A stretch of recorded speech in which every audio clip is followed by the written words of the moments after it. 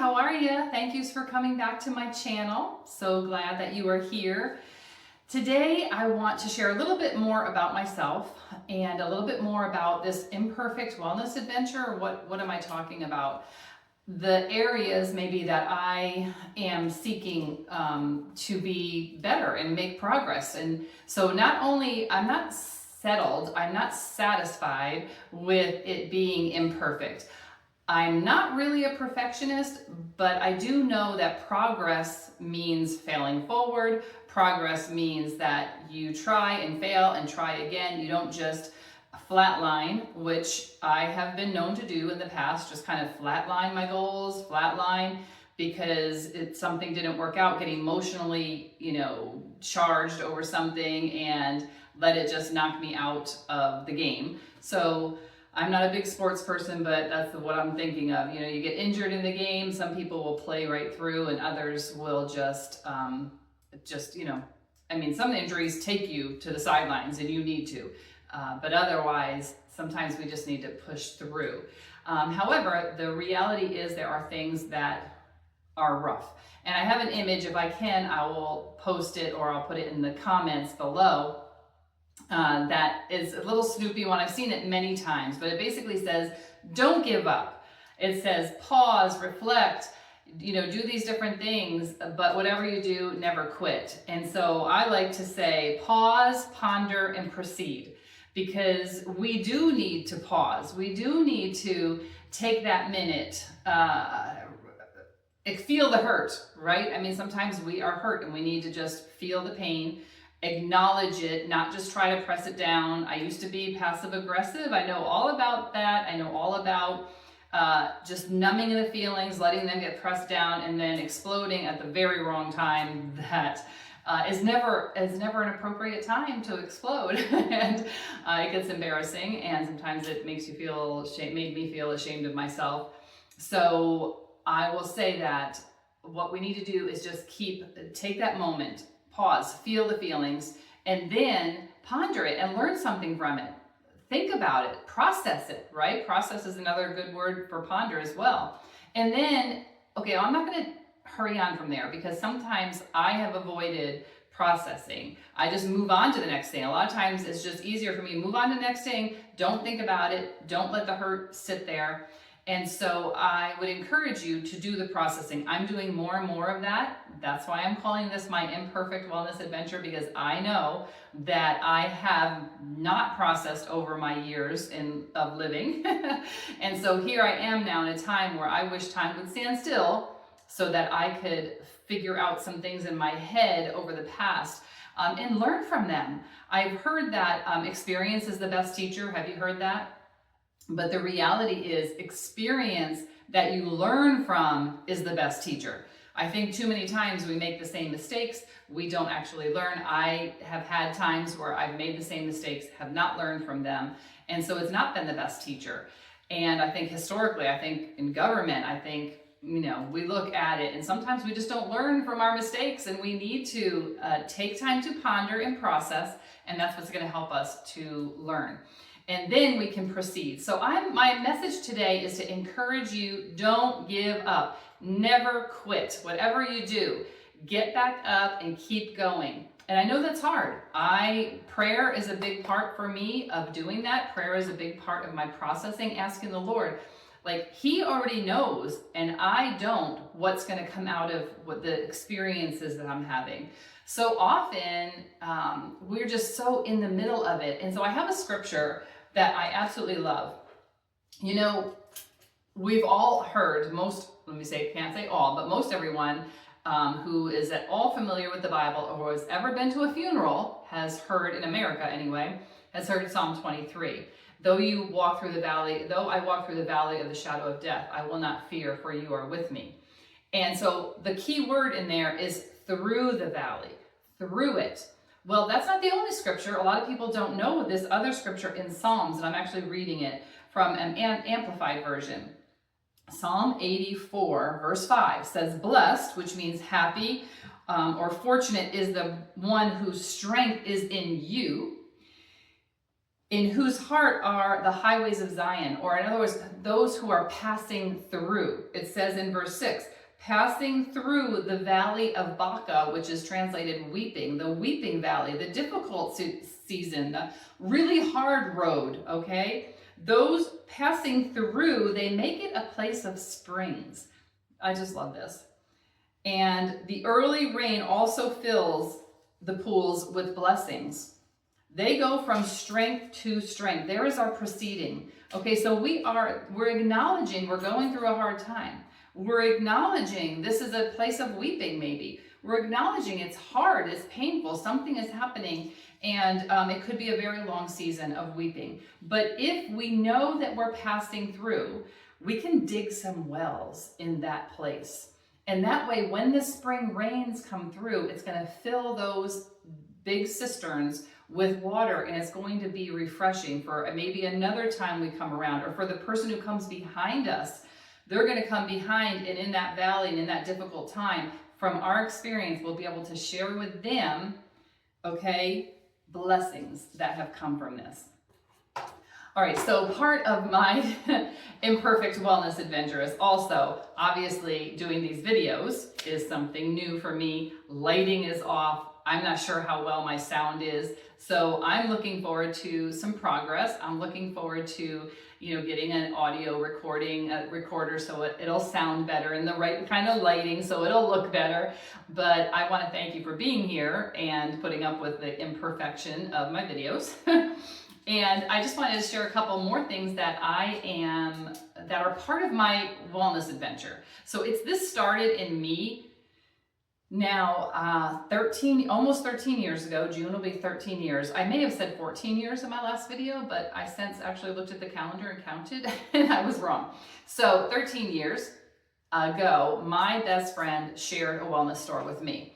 And she shared it with me because, number one, removing toxins was a whole new concept at that time. I was not a crunchy mama, or whatever you want to call that. I was just doing the normal thing, using Whisk and Tide and Arm & Hammer detergent, and using Clorox, and using, Lysol and all of that.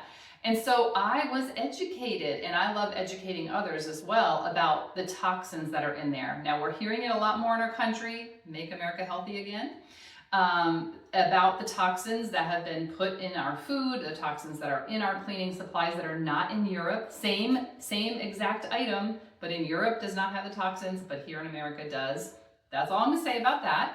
But this was way before that I learned that there were toxins in my things. And of course, I had 5 children. I wanted healthier items. I want my kids to be safe.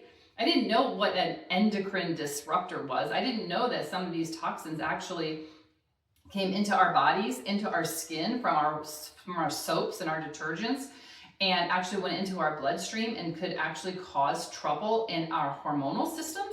No idea. Comment below, did you have any idea that that's there? Well, I didn't. And so I was so thankful that my friend told me this. She also told me about, the referral side. There's a referral income.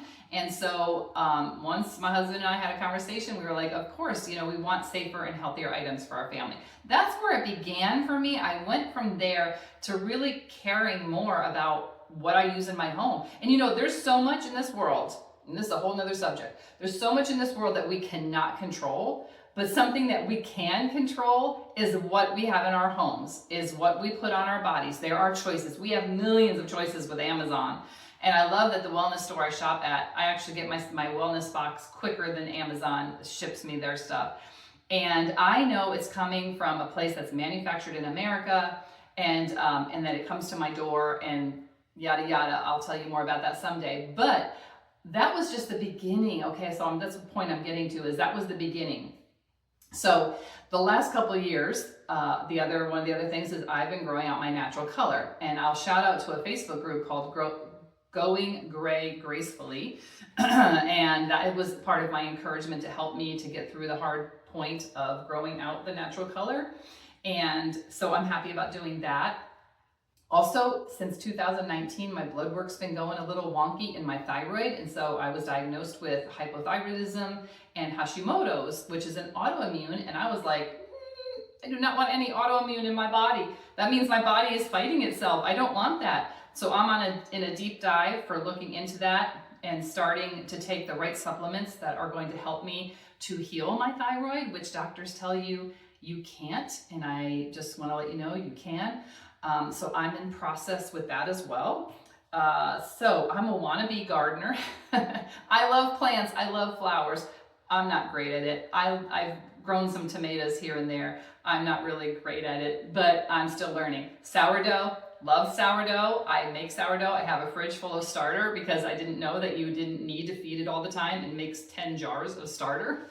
So my mom's doing it as well, which I could shout out to my mama. She has a channel, and she's gonna be turning 80 in May. Happy birthday in like 6 or 7 weeks to my mama. And so I'm a wannabe sourdough. I've made several good loaves, but I don't do it regularly, so I can't call myself good at it yet. But gratitude and growth mindedness, those two things have made a huge change in my life. About 6 or 7 years ago, I think I came across the book 10,000 Reasons or something like that. It's Ann Voskamp, and it's a great book on gratitude. That changed a lot for me. I was really mindset wise in the toilet. I was really grumpy. I was really unhappy. I was focusing on all the wrong things. So I am so excited to say that gratitude can change your life. Okay, honestly. And is it perfect? Is it every day? No. But I know when I start to feel that yucky feeling of lack of joy, I start giving thanks. And I'm talking about, I thank God for hot water. I thank God for indoor plumbing. Okay. So it's not just, every day I can thank God for my family. Every day I can thank God, and I do, for my church and for my vehicle and all those things. But I try to dig deep and find the other things that I'm thankful for. And that can completely shift. And so that's the other thing is I like to say flip the switch or flip the script, either one, because what it is taking something negative and making something good out of it. And that is exactly what God does in our lives. I've seen it, I've felt it, I've experienced it. He takes the bad and he does something good with it. And what the enemy has meant to destroy, he takes and brings life. Our God is a redeemer. And so I just love that about God. And so growth minded, and prior to these last couple of years, I really didn't consider myself to be an entrepreneur or a business minded, but I do now. And I have taken ownership of the fact that I have a business. And I've taken ownership of the fact that I can grow in my understanding of things. And so I love reading new books on business, not how to do business, but mindset. Really, mindset is a lot. Okay, just like they say, showing up is half the battle. Your mindset is so much part of the battle with anything, with ministry, because I just take it for granted that everybody knows, but my husband's been a pastor. We've been pastoring. We were in youth ministry for 13 years, and we've been pastoring ever since then. Long time ago. It's a long time. I haven't even counted the years lately. And so, of course, all these things affect that. My spiritual walk has been an imperfect progress, and spiritual wellness is super important to me as well. So those are just a few of the things that I'll be covering. And I will say that in the past, I usually would shrink back. I usually would hide, be the wallflower. I usually would stay in the background. I've preached sermons before, but I don't like being in the pulpit necessarily. I don't covet that position. I don't eagerly wait for opportunities to preach. But I am thankful that God has given me a hunger for his word and a passion for knowing him. And so I love sharing that when I get the opportunity to. And so those are all things that God's doing in me. And part of that shrinking back is I'm now flipping that around and I'm starting to show up. And so I figure I have something to share, and I hope that it blesses you today. And I hope it blesses you as often as you watch my videos. And I thank God for this opportunity. Again, I still don't have a close. I don't know. I'll remind you, don't give up. When you have a bad day, when you have a bad week, when you have a bad month, okay, I've heard you before, feel it for a minute, not a month, because sometimes we take a whole month to get back on our feet. And, but I would say that growing is having it take a little less time. When you know that you are growing is when you see that what took you a month before now just takes you 3 weeks, or now just takes you 2 weeks. And every time you face a hurdle or you trip and fall on your face, it takes less time to get up. That is spiritual growth. That is maturity. That is growth mindset and progress in God. So I'll just remind you, pause, ponder and process, proceed, okay? Get back up, never quit, don't give up. God bless.